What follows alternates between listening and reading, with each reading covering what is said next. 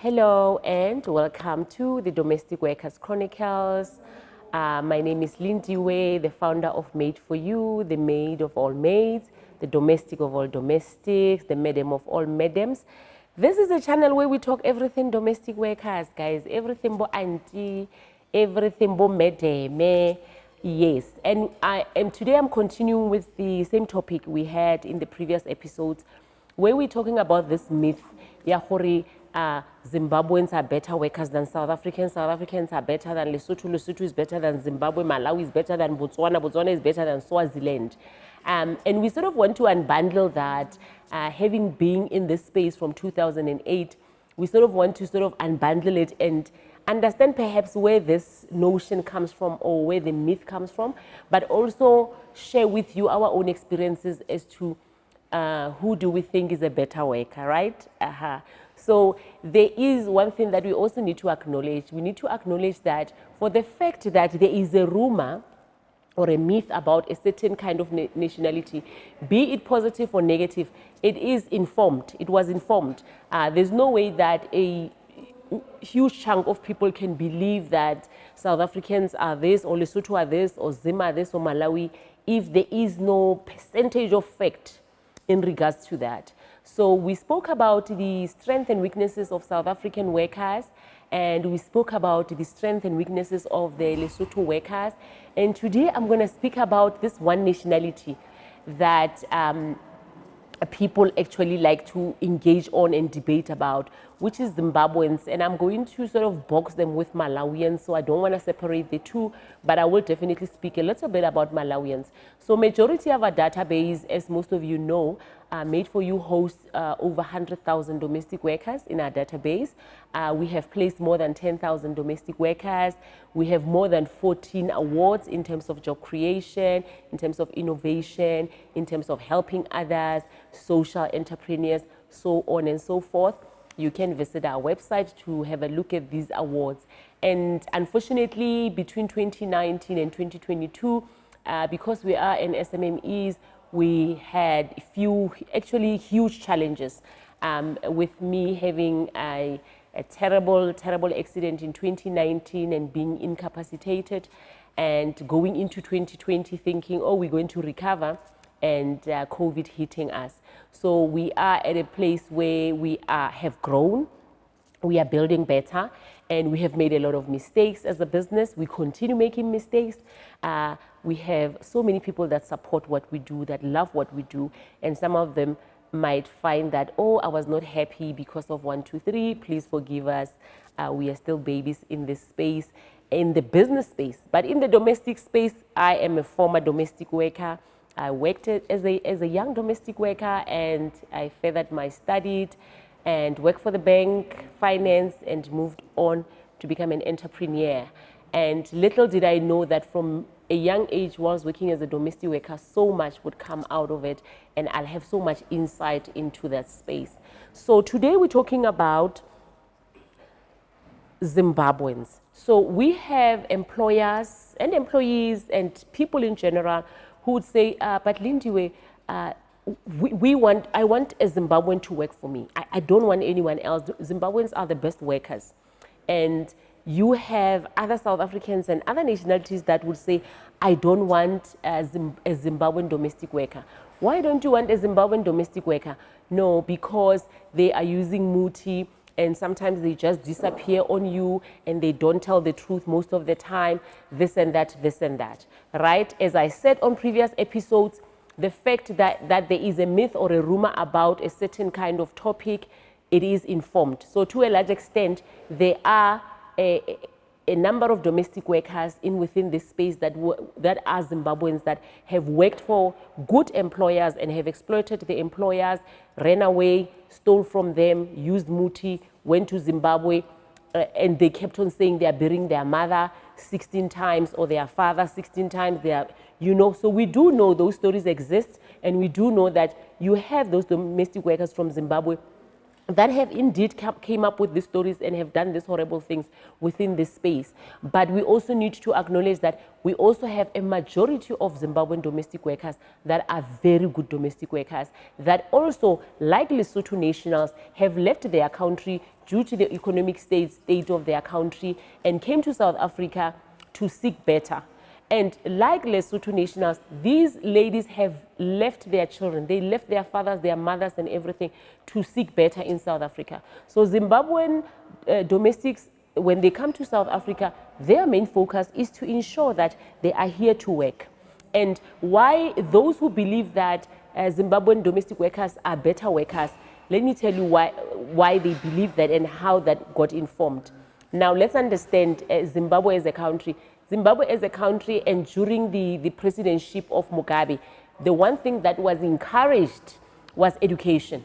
So whether we like it or not, most Zimbabweans are learned. Even if they are not learned to a level of a degree or a PhD or a master's, they have some kind of education, primary and high school level, right? So they sort of understand certain things. So they came to South Africa not because they lack education. So we need to make a fair comparison. So South Africans that come into the sector and say, I want to be a domestic worker, most of them is out of desperation. We need to be real about that, right? As much as we want it to be professional, we want it to be properly regulated, and we want to make sure that people can volunteer to be professional domestic workers and earn good salaries. At this stage, the transition is happening, but at this stage, when you look at 99.9% of domestic workers between the age of 25 and I would say 45 is people that are saying, I'm a former cleaner, I don't have any other job, let me do this.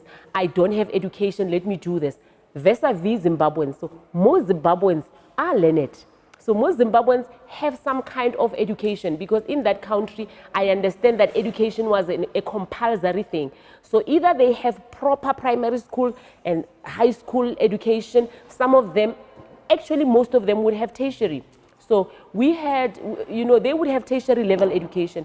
We had domestic workers that were registering with us from Zimbabwe who are teachers, that they have teaching qualification, nursing qualifications, admin qualifications. I mean, these people will come with qualifications and they'll say, Lindy, when we are here in South Africa seeking greener pastures, we want to make sure we can provide something for our children. It doesn't help us to stay in Zimbabwe and cry. We feel that let's come here in our neighboring country, South Africa, because of course during the apartheid times we were also home to South Africa. Those who wanted to leave South Africa and seek refuge somewhere, these countries were open to them. So we feel not that we are forcing and because we feel like South Africa owes us because Makomoriti nebaloko Zimbabwe. No, it's because of the economic state, and therefore we as mothers, we can't sit and say our children are hungry and do nothing. So we are coming here to sort of seek some kind of employment.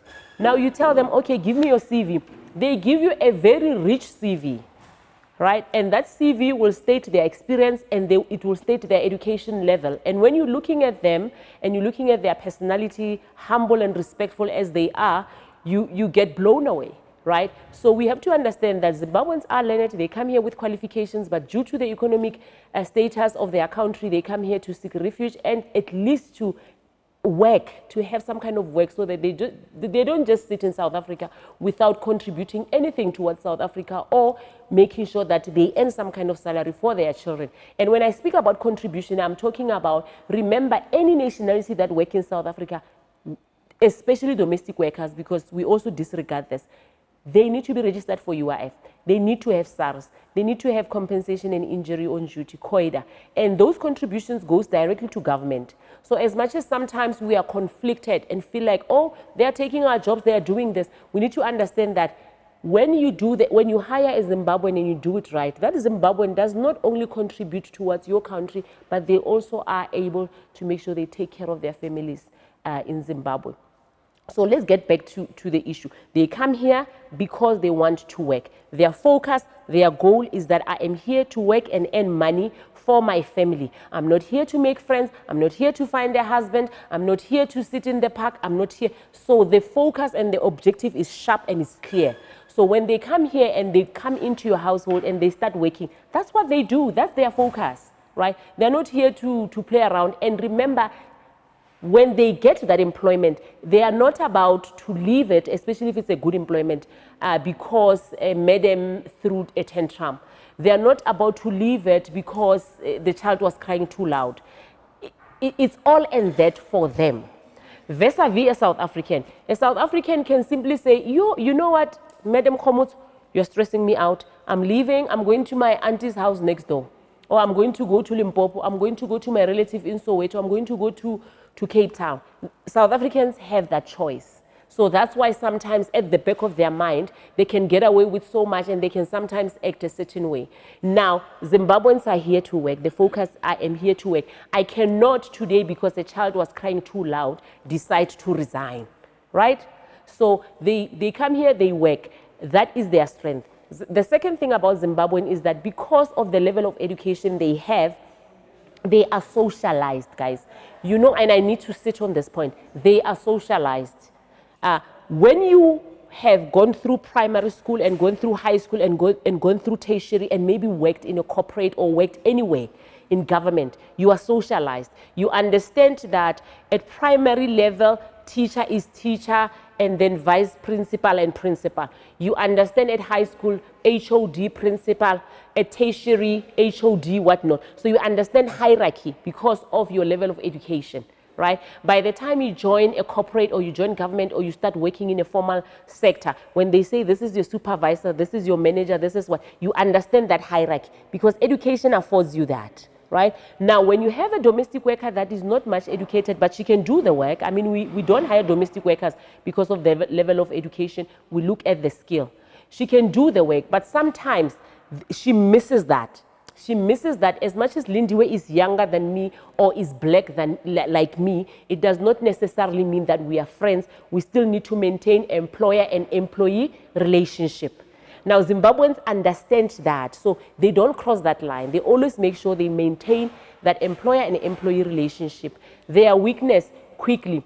They also exit. They also leave. They also leave if they can have elements that they are not happy with within the job, they leave. If they get a better offer, remember their focus is making sure they get the money and provide. So they get greener pastures, they leave.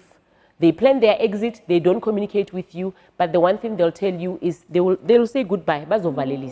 They'll tell you, like, I'm leaving, because they don't want to offend you. They'll say my father died or somebody or any in Zimbabwe, I need to go, and then they don't come back, right? So they do leave, and they would leave because sometimes your neighbor liked them and your neighbor wanted to offer them more, or your friend or somebody else or another agency offered them more because they are doing an amazing job, and therefore they will then choose to leave.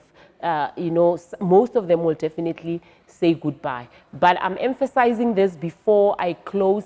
We cannot judge a nation or a tribe or a group of people based on an individual behavior. So we need to be sensitive to say, if this Zimbabwean did this to me, used muti in my house, it does not necessarily mean that all Zimbabweans will use muti in my house. Thank you so much for joining me. Subscribe, like. Interact with us. Let's talk the good, the bad, and the ugly. Thank you so much for joining us. Marcos.